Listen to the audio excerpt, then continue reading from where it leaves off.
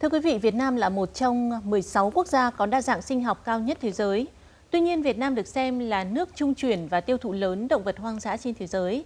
Tội phạm xuyên quốc gia nói chung và tội phạm về buôn bán động vật hoang dã nói riêng vẫn là một trong những vấn đề nóng hiện nay. Vậy đâu là giải pháp cốt lõi cho thực trạng này? Trong chương trình hôm nay, chúng tôi mời tới trường quay các vị khách mời. Đầu tiên thì xin được giới thiệu ông Nguyễn Mạnh Cường, Phó Chủ nhiệm Ủy ban Tư pháp của Quốc hội. Xin được giới thiệu ông Nguyễn Ngọc Sơn, Ủy viên Thường trực Ủy ban Khoa học Công nghệ và Môi trường của Quốc hội. Và xin được trân trọng giới thiệu ông TP Sinh là Giám đốc khu vực châu Á của tổ chức Traffic. Vâng, thưa các vị khách mời và thưa quý vị khán giả, như đã chia sẻ ở trên, tình trạng buôn bán, vận chuyển động vật hoang dã trái pháp luật vẫn diễn ra ở một số nơi, thủ đoạn vi phạm tinh vi hơn rất nhiều. Bên cạnh đó, nhu cầu sử dụng liên tục đối với các sản phẩm có nguồn gốc từ động vật hoang dã, bắt nguồn và diễn ra trong suốt nhiều thế hệ vẫn còn hiện diện. Vậy thực trạng của vấn đề này là gì? Đâu là điểm mấu chốt cần phải giải quyết? Chúng ta sẽ cùng tìm hiểu thực tế này qua phóng sự sau đây. Hoạt động buôn bán động vật hoang dã trái pháp luật ngày càng tinh vi. Không chỉ buôn bán trực tiếp, giờ đây không gian mạng cũng đã trở thành một nơi giao dịch phổ biến. Bất chấp những nỗ lực liên quốc gia cũng như các biện pháp mà chính phủ Việt Nam đã thực hiện trong thời gian qua, mỗi năm vẫn có hàng nghìn vụ việc săn bắt và buôn bán động vật hoang dã bất hợp pháp diễn ra tại Việt Nam. Mặc dù liên tiếp triệt phá nhiều vụ việc nổi cộm, tuy nhiên công tác đấu tranh chống buôn lậu vận chuyển trái phép động thực vật hoang dã vẫn đối mặt nhiều khó khăn thách thức. Các đối tượng sử dụng thủ đoạn để buôn lậu và vận chuyển trái phép động vật hoang dã ngày càng tinh vi thông qua thay đổi doanh nghiệp để nhập khẩu, thường xuyên thay đổi các địa điểm tập kết kho bãi, hoạt động không theo quy luật và không cố định.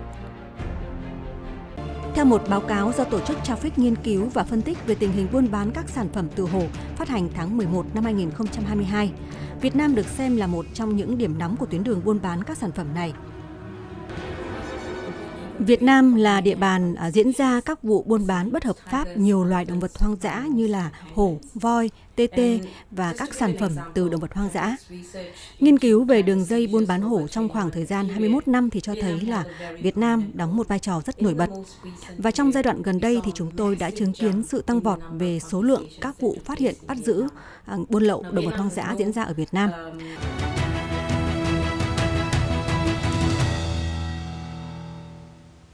Vâng, thưa ông Nguyễn Mạnh Cường, theo ông thì đâu là những giải pháp cốt yếu chúng ta cần thực hiện trong thời gian tới để có thể giải quyết được nạn buôn bán động vật hoang dã bất hợp pháp xuyên quốc gia, cũng như để đạt được một điều rất là quan trọng, đó là có thể thay đổi được nhận thức cũng như là hành vi của người dân để người dân không còn sử dụng các sản phẩm có nguồn gốc từ động vật hoang dã? Trước hết phải nói rằng là trong cái thời gian qua thì Việt Nam chúng ta đạt được rất nhiều kết quả quan trọng trong việc mà bảo vệ động vật hoang dã. Quốc hội, chính phủ cũng đã rất là nỗ lực trong việc mà hoàn thiện cái hệ thống pháp luật, và chúng ta cũng đã tăng nặng cái việc mà xử lý vi phạm đối với các hành vi vi phạm pháp luật về bảo vệ động vật hoang dã. Tuy nhiên ấy, thì thực tế cho thấy cái tình trạng mà vi phạm pháp luật về bảo vệ động vật hoang dã vẫn diễn ra, nó cũng phổ biến. Vẫn còn nhiều trường hợp là vận chuyển cái động vật hoang dã với cái số lượng lớn, rồi là cũng có những cái trường hợp mà các cái đối tượng nước ngoài lợi dụng Việt Nam là cái địa điểm để trung chuyển. Từ cái thực trạng như vậy thì chúng tôi cho rằng ấy, thì trước hết là chúng ta phải tiếp tục hoàn thiện cái hệ thống pháp luật về bảo vệ động vật hoang dã. Thì để hoàn thiện cái hệ thống pháp luật này thì trước hết là chúng ta phải đánh giá cái hệ thống pháp luật của chúng ta hiện nay về bảo vệ động vật hoang dã nó như thế nào, nó đã đầy đủ chưa, nó đã đồng bộ chưa. Và trong cái quá trình mà chúng ta thi hành luật như vậy thì có những cái văn bản tiếp tục hướng dẫn để làm sao mà có thể xử lý nghiêm minh được những cái hành vi vi phạm pháp luật về bảo vệ động vật hoang dã. Chúng ta phải tổng kết việc thực thi các cái quy định đó, và qua tổng kết đánh giá cái việc thực thi pháp luật để mà phát hiện ra những cái bất cập, những cái hạn chế và nguyên nhân của những cái bất cập hạn chế trong cái thực thi pháp luật. Nguyên nhân nào là do quy định của pháp luật chưa rõ, và nguyên nhân nào là do cái tổ chức thực thi pháp luật. Thì từ đó chúng ta mới đề ra các cái giải pháp, các cái biện pháp xử lý cho nó phù hợp. Và cái giải pháp mà đề ra đấy thì chúng ta phải đánh giá cái tác động của chính sách, phải lấy ý kiến của các đối tượng chịu sự tác động, phải lấy ý kiến của các chuyên gia, các nhà khoa học, rồi lấy ý kiến của người dân, và phải tham khảo cái kinh nghiệm của nước ngoài về vấn đề này. Thì bên cạnh cái việc mà hoàn thiện cái khuôn khổ pháp lý thì chúng ta phải tăng cường cái thực thi pháp luật. Cái giải pháp ở đây cần phải tập trung vào đó là nâng cao cái nhận thức của người dân, của cán bộ công chức đối với lại cái việc mà bảo vệ động vật hoang dã. Ở trong đó có cái việc mà không sử dụng các cái sản phẩm từ động vật hoang dã. Chúng ta phải tăng cường cái công tác quản lý nhà nước, tăng cường cái hoạt động thanh tra kiểm tra, rồi là chúng ta phải bảo đảm các cái điều kiện cơ sở vật chất, trang thiết bị cho những cái lực lượng chuyên trách. Chúng ta phải tăng cường cái hợp tác quốc tế với các cái nước mà có chung đường biên giới và các cái nước khác. Rồi là chúng ta phải tăng cường hợp tác quốc tế với lại các cái tổ chức quốc tế để có những cái thông tin liên quan tới các cái hành vi phạm tội về buôn bán, về vận chuyển động vật hoang dã, và tăng cường cái tương trợ tư pháp và lập các cái chuyên án để mà chúng ta có thể điều tra, khám phá và xử lý nghiêm đối với các hành vi vi phạm pháp luật về bảo vệ động vật hoang dã mà nó xảy ra xuyên biên giới. Nhưng cái điều quan trọng nhất ấy, thì tôi cho rằng vẫn phải là nâng cao nhận thức, thay đổi cái hành vi của người dân. Nâng cao nhận thức ở đây là nâng cao nhận thức của cả người dân, của cả cán bộ công chức trong cái việc mà chúng ta bảo vệ cái động vật hoang dã và chống lại các cái hành vi mà vi phạm pháp luật về bảo vệ động vật hoang dã. Chúng ta phải thay đổi cái nhận thức của người dân coi cái động vật hoang dã như là thần dược. Nhiều người dân vẫn coi đấy là một cái thực phẩm nó rất là cao quý, nó rất là sang trọng, hoặc là khoe khoang cái sự giàu sang thông qua cái việc mà sở hữu những cái ngà voi hay sừng tê giác vân vân. Thì những cái nhận thức như vậy thì chúng ta phải có cái sự thay đổi. Vâng, như ông Cường vừa mới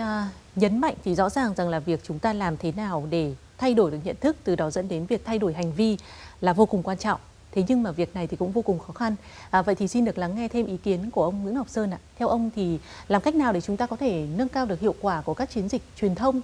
để làm thế nào chúng ta lay động được mọi người, chúng ta thay đổi được nhận thức, hành vi của họ, không chỉ người dân mà còn các cán bộ công quyền cũng như là ông Cường vừa mới phân tích ạ? Với cá nhân tôi thì tôi hoàn toàn đồng tình với cái hướng là chúng ta phải làm thế nào để tuyên truyền cho mọi người hiểu, tuyên truyền bảo vệ động vật hoang dã, lồng ghép vào các cái hoạt động mà chính phủ cũng như là các cái tổ chức, các cơ quan tổ chức triển khai thực hiện. Cái thứ hai là tuyên truyền thông qua các cái tổ chức xã hội nghề nghiệp. Và cái thứ ba là từng bước đưa các cái hoạt động tuyên truyền vào cái hệ thống giáo dục công lập để cho các cái thế hệ tương lai nhận thức được vấn đề. Và tôi đồng tình với ý kiến của đại biểu Cường là ngay cả trên môi trường mạng bây giờ chúng ta cũng phải xử lý triệt để, không cho phép được đăng tải nếu dính líu tới những cái từ mà nó gắn liền với lại cái động vật hoang dã. Cái thứ hai nó cũng phải có cái chế tài để nếu trong trường hợp mà xảy ra giao dịch thông qua cái hoạt động thương mại vậy thì chúng ta xử lý như thế nào. Thế vừa rồi trong luật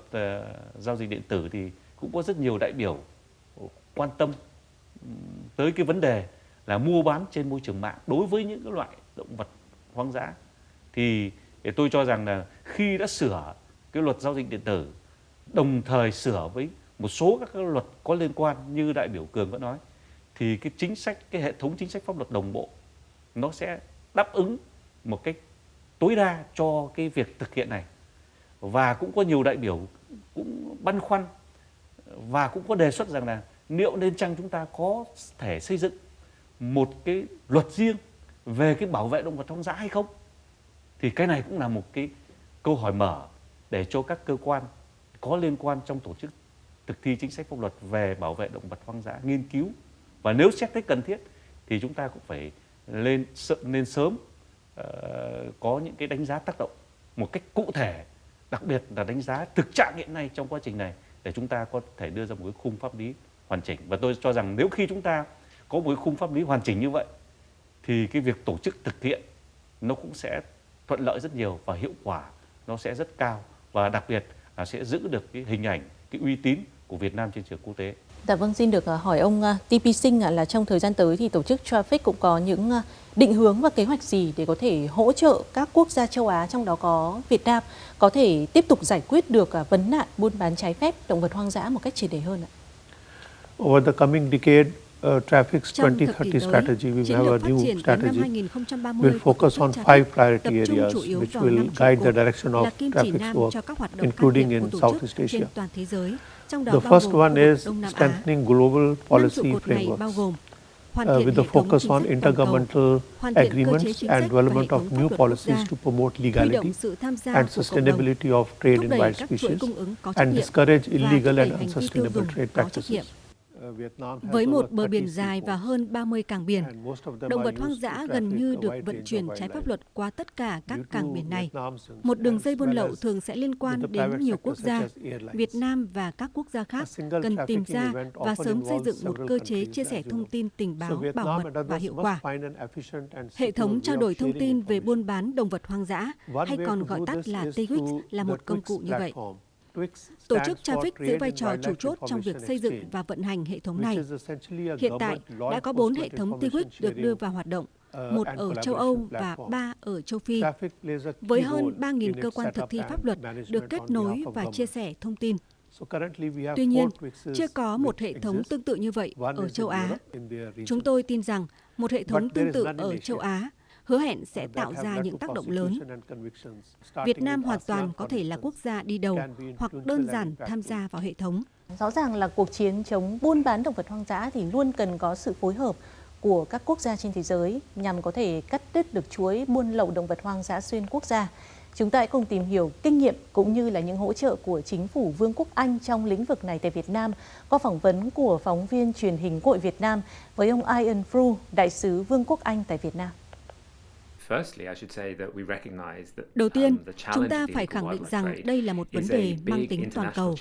Về phía chính phủ Anh, chúng tôi sẽ nỗ lực hợp tác với các đối tác của mình, trong đó có Việt Nam, nhằm giải quyết vấn nạn này thông qua chương trình hỗ trợ hành động từ năm 2022 đến năm 2025, trị giá 30 triệu bảng Anh. Chúng tôi muốn hỗ trợ cải thiện mọi khía cạnh liên quan tới hành vi mua bán động vật hoang dã trái phép,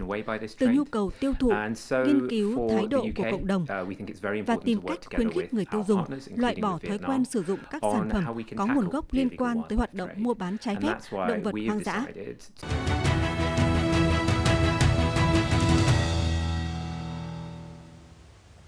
Thưa quý vị, Việt Nam sẽ tiếp tục phải đối mặt với tình trạng tính đa dạng sinh học có biểu hiện suy giảm. Số loài động thực vật hoang dã có nguy cơ bị tuyệt chủng cần được bảo vệ ngày càng nhiều nếu như không có những giải pháp cụ thể và hiệu quả được triển khai. Việc xóa bỏ những hạn chế và chồng chéo của các văn bản quy phạm pháp luật, giải quyết vướng mắc giữa các quy định về thẩm quyền xử phạt vi phạm hành chính và về cơ quan quản lý chuyên ngành, nâng cao hiệu quả thực thi pháp luật, tiếp tục truyền thông, thay đổi hành vi của mọi đối tượng người sử dụng, và đặc biệt là tăng cường quan hệ hợp tác quốc tế trong lĩnh vực này là những điều cần thiết để tiến tới giải quyết triệt để vấn nạn này. Chương trình ngày hôm nay cũng xin được dừng lại tại đây. Một lần nữa thì xin được cảm ơn các vị khách mời đã tham gia chương trình với truyền hình Quốc hội Việt Nam.